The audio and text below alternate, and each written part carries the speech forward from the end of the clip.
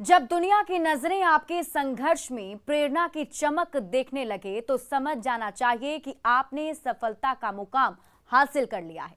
रांची के कांके प्रखंड की सुदूर गांव की रहने वाली फुटबॉलर अनीता कुमारी ने अपने खेल से दुनिया को अपना मुरीद बना लिया। जिन मुश्किलों के आगे लोग हार मान जाते हैं, उससे अनीता ने अपने जज्बे से मात दे दिया।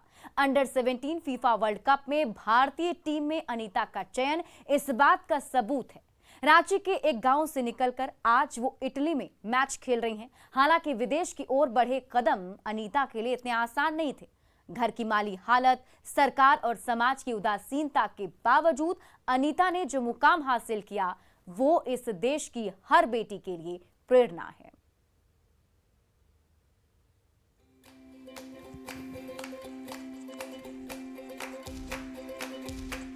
हौसले की आंधी इतनी तेज होनी चाहिए कि किस्मत का सिक्का पूरी तरह से पलट जाए।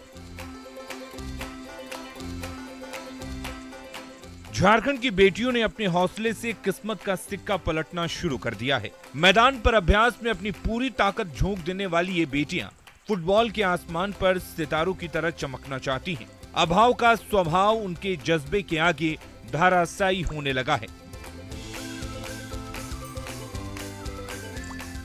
घर की दहलीज जिन बेटियों के लिए लक्ष्मण रेखा हुआ करती थी, उसे लांघ कर ये बेटियां अपने पांव से फुटबॉल का किक लगा रही हैं। अपने खेल से दुनिया को चौंकाने की चाहत रखने वाली इन बेटियों के सामने दुश्वारियां तो हैं, संसाधनों का अभाव भी है, पर जज्बा बड़ा हो, लक्ष्य सामने हो तो मुश्किलों का पहाड़ भी रेत बनकर रास्ता देने को मजबूर हो जाता है।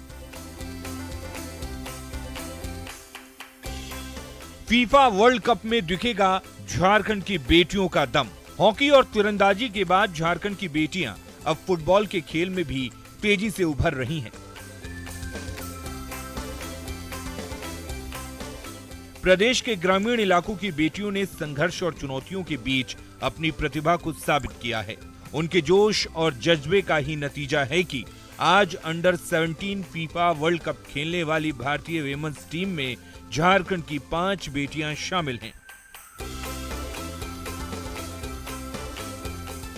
इसमें रांची का वो गांव भी है जहां की अनीता और नीतू गंजू लिंडा ने दुनिया भर में अपनी पहचान बनाई है। फुटबॉल मेरे खून में है, फुटबॉल मेरा जुनून है। कुछ इसी संकल्प के साथ रांची के और मांझी और कांके प्रखंड की बेटियां लगातार प्रोफेशनल फुटबॉल खेल रही हैं। इसी गांव से नीतू लिंडा, अनीता कुमारी आज अंतर्राष्ट्रीय स्तर पर अपनी पहचान बना चुकी हैं। फीफा वर्ल्ड कप के लिए उनका चयन हुआ है और जल्द ही ब्राजील और अमेरिका और मोरक्को जैसे देशों के खिलाफ खेलती हुई नजर आएंगी। गांव में जश्न का माहौल है, बेटियां लगातार फुटबॉल खेल रही हैं। कितने संघर्ष के बीच विपरीत हालात हैं, हम उनसे ही जानेंगे कि क्या तुम नेशनल प्लेयर हो? यस सर, मैं नेशनल खेल चुकी हूँ और मेरा नाम अंशु कच्छप है और मैं स्टेट टीम खेल चुकी हूँ अपने झारखंड राज्य के लिए और इंटरनेशनल भी खेली हूँ। 2 बार मैं इंग्लैंड गई 2018 में और 2019 में डेनमार्क, और दोनों टाइम हम लोग चैंपियन बने। और मैं हमेशा झारखंड को रिप्रेजेंट करती हूँ अंडर 17, 19 सीनियर नेशनल। क्या तुम भी नेशनल खेली हो? यस सर, हम झारखंड नेशनल खेल चुके हैं और मेरा नाम अनीता कुमारी है। अच्छा, क्या घर में पापा क्या करते हैं? सर मजदूरी काम करते हैं। माँ भी मजदूरी करती है। तो फुटबॉल खेलना कितना मुश्किल होता है? बहुत मुश्किल होता है सर। हम लोग को बूट खरीदने के लिए भी पैसा नहीं रहता है। थोड़ा थोड़ा करके माँ देती है पैसा, उसी में से खरीदते हैं बूट। ये बेटियां फुटबॉल के मैदान पर उन घरों से आती हैं जहां 2 वक्त का चूल्हा भी जी तोड़ संघर्ष के बाद जलता है।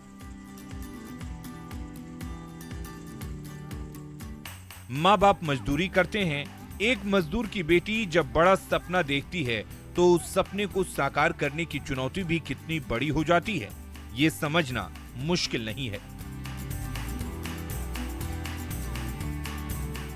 कांके और ओरमांझी प्रखंड के दूर दराज के गांव से करीब 250 बेटियां हर दिन सुबह फुटबॉल खेलने ग्राउंड पहुंचती हैं। इनमें ज्यादातर साइकिल से या फिर दूसरे वाहनों से ग्राउंड पहुंचकर फुटबॉल खेलती हैं। लेकिन इन बेटियों का घर से मैदान तक पहुंचना इतना आसान नहीं होता। खाने पीने से लेकर किट तक की समस्या से जूझने वाली इन बेटियों को कई तानों का भी सामना करना पड़ता है। लड़कियों का घर से फुटबॉल खेलने के लिए मैदान तक पहुंचना इतना आसान नहीं होता, काफ़ी मुश्किलों का सामना करना पड़ता है। किन चुनौतियों का सामना करना पड़ता है हम खुद जानेंगे। कि घर से यहाँ तक आती हो फुटबॉल खेलने के लिए, कितनी मुश्किल होती है? बहुत मुश्किल होती है। हम लोग वहाँ बहुत दूर है, 3-4 किलोमीटर, उतना दूर से पैदल आते हैं, साइकिल से आते हैं। माँ बाप मजदूर करके हम लोग को थोड़ा बहुत पैसा देते हैं, उसी से जर्सी बूट खरीद के हम लोग खेलते हैं। बहुत मुश्किल होता है, अगर कहीं जाते भी है तो पैसा भी नहीं रहता है, इसी में हम लोग बिना पैसा का नेशनल सब खेलने चल जाते हैं।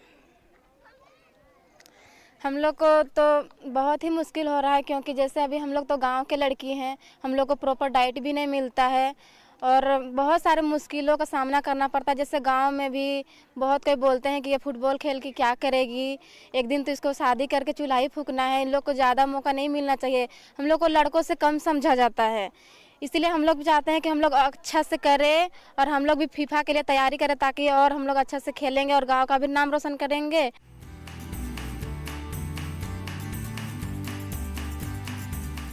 ये लड़कियां समाज की खोखली सोच और परिवार की आर्थिक तंगी दोनों से जूझ रही हैं। बावजूद इसके ये बेटियां एक बड़ा लक्ष्य अपने हृदय में साधे हुए हैं। इनका मनोबल चट्टान की तरह मजबूत दिखता है। इनकी आंखों में एक कामयाब फुटबॉलर बनने का सपना अपनी चमक छोड़ रहा है।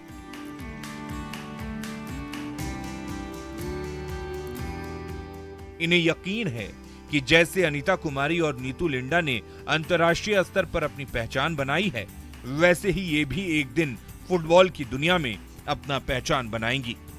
इन लड़कियों के लिए अनीता कुमारी और नीतू लिंडा ही प्रेरणा का पुंज हैं।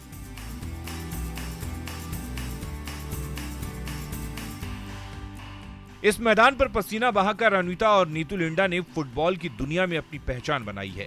आज ये पहचान पूरे झारखंड के लिए गर्व का पर्याय है।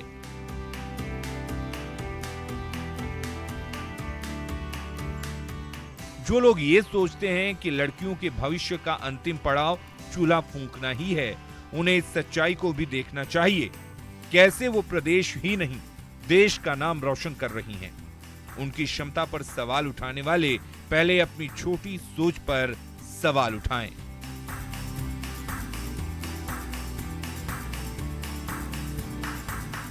सरकार भी इस बात को सुनिश्चित करे कि प्रदेश की बेटियों को मूलभूत सुविधाएं मिले, ताकि उनका अभाव उनके पैरों में बेड़ियां न डाल सके।